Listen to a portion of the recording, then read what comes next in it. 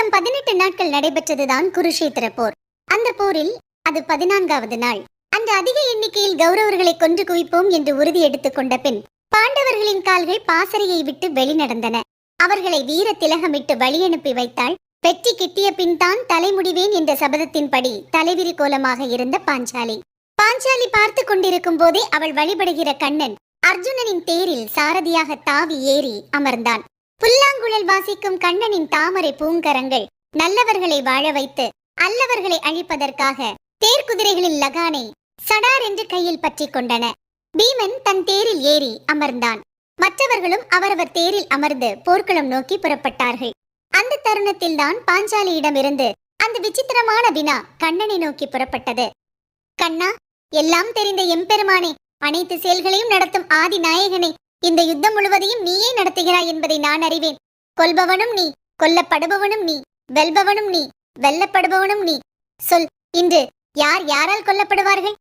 பாஞ்சாலியின் இந்த கேள்வியை கேட்டதும் பாண்டவர்கள் அனைவரும் கண்ணன் முகத்தை ஆவலோடு நோக்கினார்கள். இன்றைய போரின் நிலவரத்தை முன்கூட்டியே தெரிந்து கொள்ளும் ஆர்வம் அனைவர் வெளிகளிலும். பாஞ்சாலி கூர்மையாக கண்ணனை பார்த்து கொண்டிருந்தாள். தன் கணவர் ஐவரையும் கண்ணன் காக்க வேண்டும் என்பது அவள் பிரார்த்தனை. காப்பான் என்பது அவள் நம்பிக்கை. ஆனால் அவள் கேள்விக்கு கண்ணன் சொன்ன பதில் பாஞ்சாலியையும் பாண்டவர்களையும் அதிர்ச்சிக்குள்ளாக்கியது. எதனாலும் எவ்விதத்திலும் பாதிக்கப்படாத கண்ணன் கலகலவென நகைத்தவாறே சொன்னான். பாஞ்சாலி, உனக்கு ஆனாலும் எல்லாவற்றையும் முன்கூட்டியே தெரிந்து கொள்ள வேண்டும் என்ற ஆவல். நல்லது, சொல்கிறேன். இன்று இரு தரப்பினராக பிரிந்து போரிடும் அனைவரிலும் மிக மிக நல்லவன் ஒருவன் கொல்லப்படுவான். இப்போது உலகில் வாழ்பவர்களில் அவனை விட நல்லவர்கள் யாரும் இல்லை. அவன் இறக்கவிருப்பதை எண்ணி என் மனம் இப்போதே வருந்துகிறது. இந்த விந்தையான பதிலால் கடும் அதிர்ச்சியடைந்த அர்ஜுனன், பீமன், நகுலன், சகாதேவன் நால்வரும் தங்கள் அண்ணனான தர்மபுத்திரரை கவலையோடு பார்த்தார்கள். தர்மபுத்திரரை விட நல்லவர்கள் யார் இருக்க முடியும்? தர்மபுத்திரர் தான் இப்போது உலகில் வாழ மிக நல்லவர் என்பது மக்கள் அனைவரும் அறிந்த விஷயம்தானே. தர்மநெறி ஒரு சிறிதும் தவறாத அவரது கதை இன்றோடு முடிய போகிறதா? போர் என்று வந்துவிட்டால் இருதரப்பிலும் இழப்புகள் நேரும் என்பது எல்லோரும் அறிந்ததுதான். ஆனால் முத்தவனையே போர் காவு கொள்ளப் போகிறதா? பாஞ்சாலி கண்களில் நீர் வழிய யுதிஸ்திரரை பார்த்தாள். இதயத்தை பிடித்துக் கொண்டு அப்படியே தரையில் அமர்ந்தாள். ஒவ்வொரு நாளும் பாண்டவர்கள் ஐவரும் போர் முடிந்து நல்லபடியாக திரும்ப வேண்டும் என்று கண்ணனை பிரார்த்தித்தவாறே பதற்றத்தோடு காத்திருப்பாளே. இன்று மாலை ஐவரும் திரும்புவார்களா, இல்லை நால்வர் மட்டும் தானா? தன் பதிலால் ஏற்பட்ட பின்விளைவு எதையும் பொருட்படுத்தாத கண்ணன் குதிரைகளின் லகானை சொடுக்கினான். அர்ஜுனனின் தேர் போர்க்களம் நோக்கி பாய்ந்தது. யுதிஸ்திரரின் தேர் எல்லா தேர்களுக்கும் முன் செல்ல அடுத்தடுத்து அதை தொடர்ந்த 4 தேர்களையும் பார்த்தவாறு கன்னத்தில் கண்ணீர் வழிய அமர்ந்திருந்தாள் பாஞ்சாலி. அவள் இதயம் வெடித்து விடும் போல் இருந்தது. கையில் கதாயுதத்தோடு களத்தில் இறங்கிய பீமன் தன்னுடன் போர் தொடுக்க முன் வந்து நின்ற விகர்ணனை பார்த்து கடுமையாக எச்சரித்தான். விகர்ணா, என் முன் வராதே, தள்ளிப்போ. நான் உன்னை கொள்வதற்காக களத்தில் இறங்கவில்லை. உன் இரு அண்ணன்களான துரியோதனன், துச்சாதனன் இருவரையும் வதம் செய்ய வந்திருக்கிறேன். அவர்கள் இருவரின் குருதியையும் கலந்து கூந்தலில் பூசி குளிப்பேன் என சபதம் செய்திருக்கிறாள் பாஞ்சாலி. மேகம் போல் அடர்ந்து அவள் கூந்தல் முடியப்படாமல் இருப்பதை எத்தனை நாட்கள் நான் பார்த்து கொண்டிருப்பது? இன்று என் கையில் உள்ள கதையால் உன் அண்ணன்கள் இருவரின் கதை முடிய வேண்டும். பாஞ்சாலி தன் கூந்தலை முடிய வேண்டும். குறுக்கே வராதே, வழிவிடு. பீமனின் வீராவேச பேச்சை கேட்டு விகர்ணன் கடகடவென்று நகைத்தான். ஏன் பீமா, என்னை வென்றுவிட்டு அவர்களை வெல்ல இயலாதா? என்னை வெல்ல முடியாதென்று பயமா? பயமா எனக்கா? அதுவும் உன்னை பார்த்தா? நல்ல வேடிக்கை. அச்சத்தால் அல்ல, உன்மேல் கொண்ட அன்பால் உன்னை கொல்ல என் கதாயுதம் விரும்பவில்லை. நான் உன்னை கொல்ல முயன்றாலும் கூட என் கதாயுதம் என்னை தடுத்து விடுமோ எனத்தான் அஞ்சுகிறேன். அன்று நீ நடந்து கொண்ட முறையை என்னோடு என் கதாயுதமும் அல்லவா பார்த்து கொண்டிருந்தது? என்னை போலவே அதற்கு உன்மேல் அன்பும் மரியாதையும் உண்டு. போ, தப்பி பிழைத்து போ. விகர்ணன் மீண்டும் நகைத்தான். பீமா, என்று என்ன நடந்தது? எதை பற்றி பேசுகிறாய் நீ? உன் கதாயுதம் என்மேல் அன்பு செலுத்த வேண்டிய அவசியம் என்ன? விகர்ணா, மீண்டும் மீண்டும் சொல்கிறேன், வீண் வாதத்தில் இறங்காதே. பிழைத்து போ. உன்னை கொல்ல என் மனம் விரும்பவில்லை. கௌரவர்கள் 100 பேரில் நீ மட்டும் தப்பி பிறந்தவன். அன்று கௌரவர் சபையில் பாஞ்சாலியை உன் அண்ணன் துச்சாதனன் துகிலுரிய எத்தனித்தானே? அப்போது மெஞ்ஞானியான பீஷ்மர் கூட வாய் மூடி மௌனியாகத்தானே இருந்தார். அதர்மம் தலைவிரித்தாடி அந்த சந்தர்ப்பத்தில் தர்மத்தின் பக்கம் நின்று குரல் கொடுத்தவன் நீ மட்டும்தான். அநியாயம் நடக்கிறது, நிறுத்துங்கள் என்று அறை கூவியவன் நீ ஒருவன் தான்.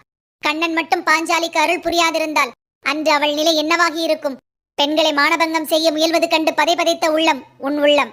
நாங்கள் ஐவரும் கையால் ஆகாதவர்களாக இருந்தோம். ஆனால் நீ உன்னணி எதிரணி என்று பார்க்கவில்லை. பாஞ்சாலியின் பொருட்டாக நீ குரல் கொடுத்தால் அது உன் அண்ணன் துரியோதனனுக்கு உகப்பாக இராது என்பதையும் நீ யோசிக்கவில்லை. அறத்தின் பக்கமே நின்றது உன் மனம். ஒரு பெண்ணுக்கு நேரும் அவமானம் கண்டு துடித்தது உன் நெஞ்சம். அந்த உயர்ந்த நெஞ்சை என் கதாயுதம் பிளப்பதை நான் விரும்பவில்லை. தயவு செய்து தள்ளிப்போ. அல்லது இன்னொரு யோசனை சொல்கிறேன், அதை கேள். அதென்னப்பா இன்னொரு யோசனை? அதையும் தான் சொல்லேன், கேட்போம். நீ எங்களுடன் சேர்ந்து விடு. பாண்டவர்கள் உன்னையும் சேர்த்து 6 பேராக இருந்து விட்டு போகிறோம். உனக்கும் அரசு வழங்கி முடிசூட்டுகிறோம். பாஞ்சாலியின் மானத்தை காக்க குரல் கொடுத்த உன் தலையில் முடிசூட்டி பார்க்க விளைகிறது என் மனம். என் விருப்பத்தை நிறைவேற்று. விகர்ணன் நகைத்தான். பீமா, நான் அறவழியில் நிற்பவன் என்று சொன்னாயே, அது உண்மைதான். அன்று மட்டுமல்ல, எப்போதும் மரத்தின் வழியில் தான் நிற்பேன். அன்று பெண்ணின் மானம் சூறையாடப்படும் நிலையில் அதன் பொருட்டு எதிர்த்து குரல் கொடுப்பது அறம். எனவே எதிர்த்து குரல் கொடுத்தேன். இன்று யார் தரப்பில் நியாயம் இருந்தாலும் நான் சார்ந்திருக்கும் என் அண்ணன் தரப்புக்காக நான் போரிடுவதே நியாயம். வெறும் மகுட ஆசைக்காக என் அண்ணனை விட்டு விலகி விடுவேன் என்றா நினைத்தாய்?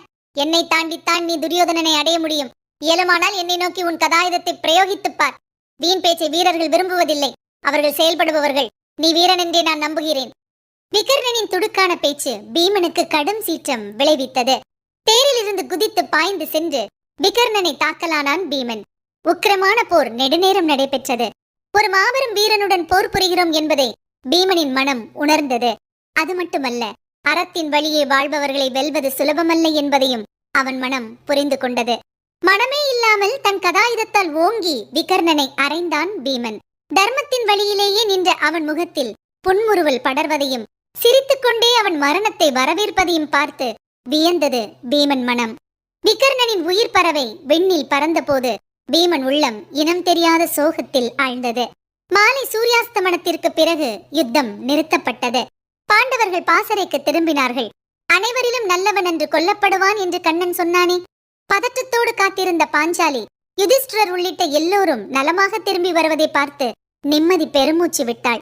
அவள் கண்ணனிடம் கேட்டாள், கண்ணா, அனைவரிலும் நல்லவன் சாவான் என்றாயே, அப்படியானால் இறந்தது யார்? என் கணவர் ஐவரிலும் மூத்தவரைத்தானே உலகம் மிக நல்லவர் என புகழ்கிறது. அவரின் நலத்திற்காக நான் இன்று முழுவதும் உன்னை பிரார்த்தித்தவாறே காலம் கழித்தேன். கண்ணா, அவரை விடவும் நல்லவர்கள் உண்டா என்ன? புல்லாங்குழலை கையில் தட்டியவாறே நகைத்த கண்ணன் சொன்னான், பாஞ்சாலி, நல்லவர்களிடையே நல்லவனாக இருப்பதில் என்ன சிரமம்? அப்படி இல்லாதிருப்பதுதான் கஷ்டம். ஆனால் விகர்ணன் கெட்டவர்களிடையே நல்லவனாக இருந்தான். உன் மானத்தை காப்பதற்காக எதிரணியில் இருந்து குரல் கொடுத்தான். இப்போது தன் அண்ணன் கெட்டவனே ஆனாலும் தன் அண்ணனுக்காக உயிரையே கொடுத்திருக்கிறான். மகுட ஆசை கூட அவன் மனத்தை மாற்ற முடியவில்லை. தான் இறப்போம் என்று தெரிந்தே இறந்திருக்கிறான். தர்மம் எந்த அணியில் இருக்கிறதோ அந்த அணியில்தான் நான் இருப்பேன் என்பதும், நான் இருக்கும் அணிதான் வெல்லும் என்பதும் அவன் அறிந்தவைதான். ஆனாலும் தன் உயிர் போவதை அவன் ஒரு பொருட்டாய் கருதவில்லை. தனது அண்ணனுக்காக உயிரை விடுவதே தனது தர்மம் என கருதி இருக்கிறான்.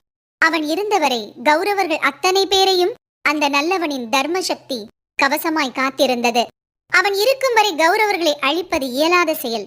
இன்று உன் கணவன் பீமன் அந்த நல்லவனை வதம் செய்து விட்டான். இனி கெட்டவர்களான மற்ற கௌரவர்களை அழிப்பது கடினமல்ல. சொல் பாஞ்சாலி, சேற்றில் பூத்த செந்தாமரை போல கெட்டவர்களிடையே நல்லவனாக வாழ்ந்தானே, இவனை விட நல்லவர் உலகில் வேறு யார்? கண்ணனின் பேச்சை கேட்ட தர்மபுத்திரர் விகர்ணனுக்கு அஞ்சலி செலுத்தும் வகையில் இருகரம் கூப்பினார். ஆமாம், விகர்ணன் எல்லோரிலும் நல்லவன். என்னை நல்லவன் என்கிறார்கள்.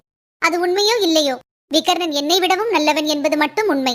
இந்த பாழும் போரால் அந்த உத்தமனையும் கொல்ல நேர்ந்ததே பீமா என்று அவர் தன் விழிநீரை விரல்களால் துடைத்துக் கொண்டார்.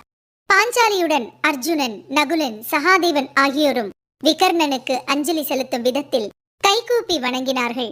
பீமன் இருகரம் கூப்பி வணங்கிய போது பீமனின் கரத்தில் இருந்த கதாயுதம் வெட்கத்தோடு கீழே சாய்ந்தது.